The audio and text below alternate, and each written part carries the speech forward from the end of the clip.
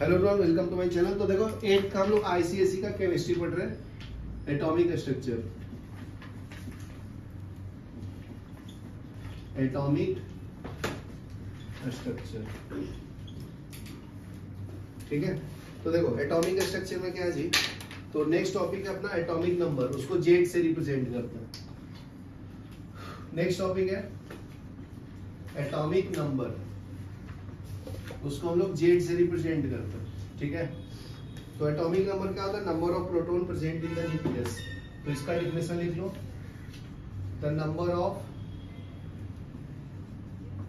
Protons present in nucleus of an atom, ठीक है, of an element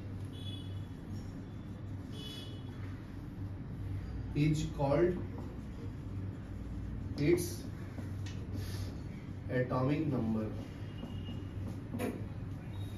ठीक है। इसको जेड से रिप्रेजेंट करते हैं, ठीक है। ये नंबर ऑफ प्रोटॉन के बराबर होता है और इलेक्ट्रॉन्स के भी बराबर होता है। नंबर ऑफ इलेक्ट्रॉन्स के बराबर होता है, ठीक है। तो Z equal to P equal to E. Proton का सिंबल P है, इलेक्ट्रॉन का सिंबल E है, समझा। जैसे ऑक्सीजन का देखो, ऑक्सीजन नीचे जो लिखते हैं एटॉमिक नंबर, तो उसको जेड से रिप्रेजेंट करो। मतलब प्रोटॉन भी 8 है और इलेक्ट्रॉन भी 8, ठीक है। नेक्स्ट आता है मास नंबर। नेक्स्ट टॉपिक है मास नंबर, उसको हम लोग A से रिप्रेजेंट करते हैं। तो ये sum of proton and neutron होता है। तो इसका डेफिनेशन लिख लो, द सम ऑफ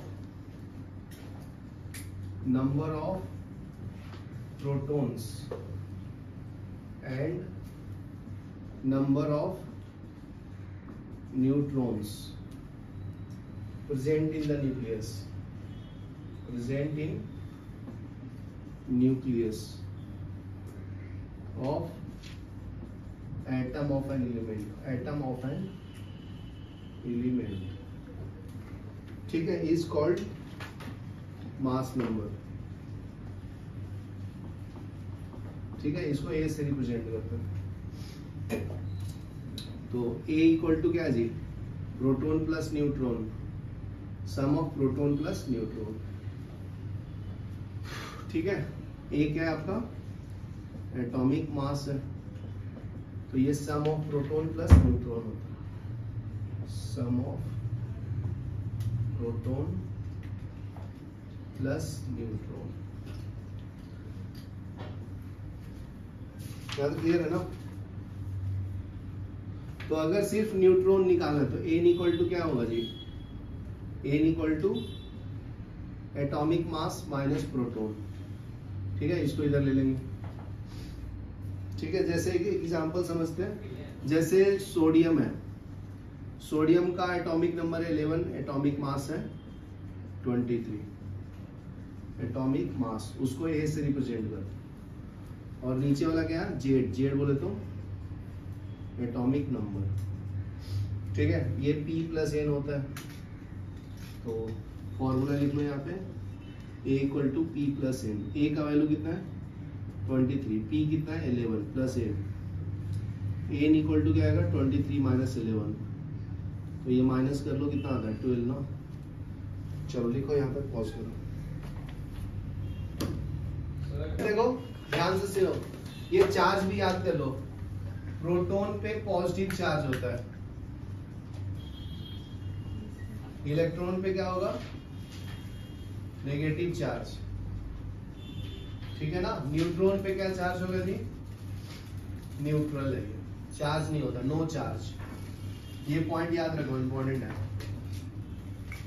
ठीक है। अभी नेक्स्ट पॉइंट देखो, एलिमेंट्स का सिंबल X होता है। ये X क्या है? सिंबल ऑफ एन एलिमेंट, ठीक है। ऊपर में क्या है जी? एटॉमिक मास, नीचे में जेड है, नीचे वाला एटॉमिक नंबर होता है। ऊपर वाला एटॉमिक मास होता है। कोई कोई ऐसे रिप्रेजेंट करता है, कोई कोई ऐसे रिप्रेजेंट करता है, जेड और ये ऊपर है, ठीक है। तो ये भी रिप्रेजेंटेशन ऑफ एलिमेंट है। जैसे एग्जांपल देखो, ऑक्सीजन का सिंबल एक्स है, ओ क्या है, ऑक्सीजन, ओ से रिप्रेजेंट किया। एटॉमिक नंबर, एटॉमिक नंबर वो जेड से रिप्रेजेंट करो। एटॉमिक मास 16 है, ठीक है। ये प्रोटॉन प्लस न्यूट्रॉन है, ठीक है, और ये इक्वल टू प्रोटॉन है, ठीक है। तो सिंबल याद कर लेना। अभी नेक्स्ट पढ़ेंगे हम लोग अरेंजमेंट ऑफ इलेक्ट्रॉन्स, जिसको हम लोग इलेक्ट्रॉनिक कॉन्फ़िगरेशन भी बोलते हैं। क्या बोलते हैं? इलेक्ट्रॉनिक कॉन्फ़िगरेशन, ठीक है। देखो नेक्स्ट है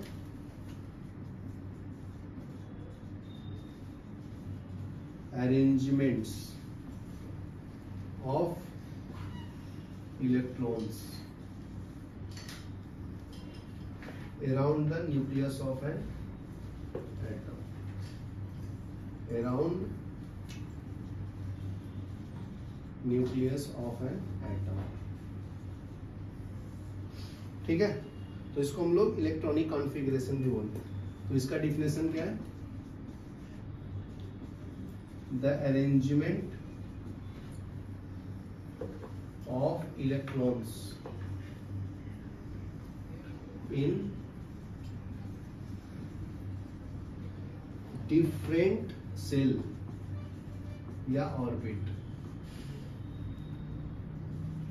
of an atom of an element is called its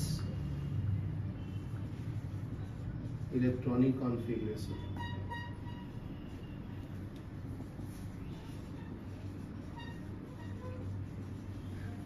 ठीक है।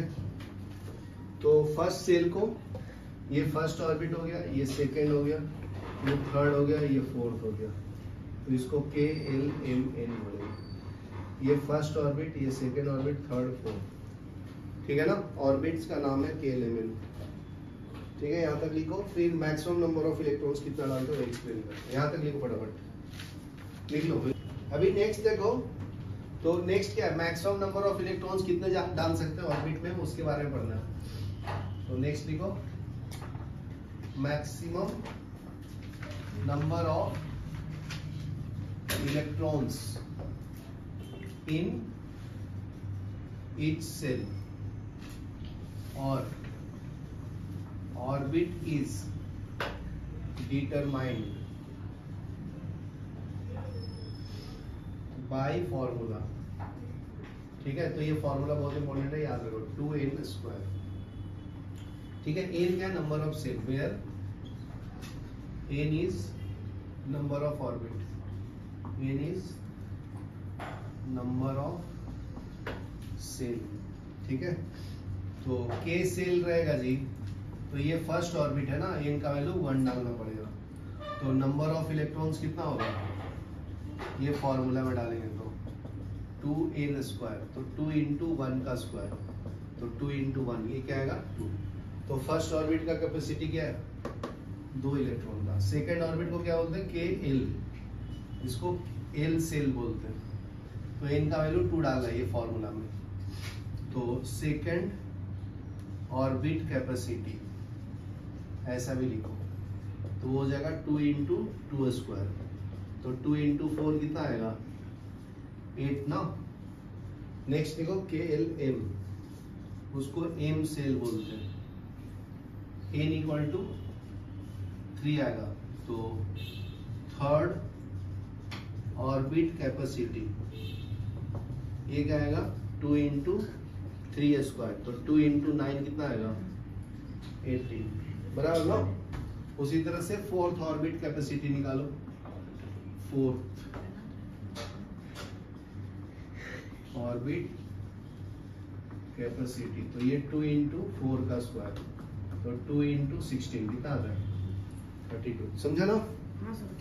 तो 4 के एल, फर्स्ट ऑर्बिट को के से रिप्रेजेंट करते हैं, एल से, एम से, इसको एन से, N shell, capacity third orbit, इसको फोर्थ ऑर्बिट बोलते हैं। ठीक है, तो देखो फर्स्ट ऑर्बिट में 2 इलेक्ट्रॉन डालते हैं, सेकेंड ऑर्बिट में 8, 1 2 3 4 5 6 7 8, थर्ड ऑर्बिट में कितना कैपेसिटी है, 18 का ना, तो 18 का ग्रुप बना लो, 9 9 का, 1 2 3 4 5 6 7 8, 1 2 3 4 5 हो गया ना, 5 6 7,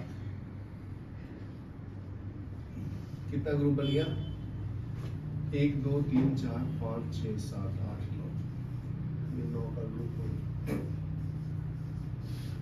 ठीक है, ये सब मैंने ड्रॉ भी कितना होमवर्क किया। हाँ, first orbit, second orbit, third orbit, के एल एम। ठीक है, और बना लो, यहाँ तक क्लियर है।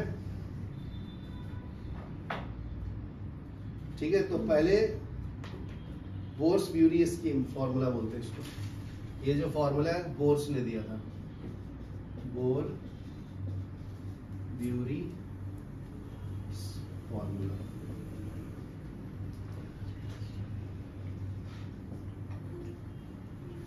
ठीक है, यहाँ तक लिखो, पॉज करो।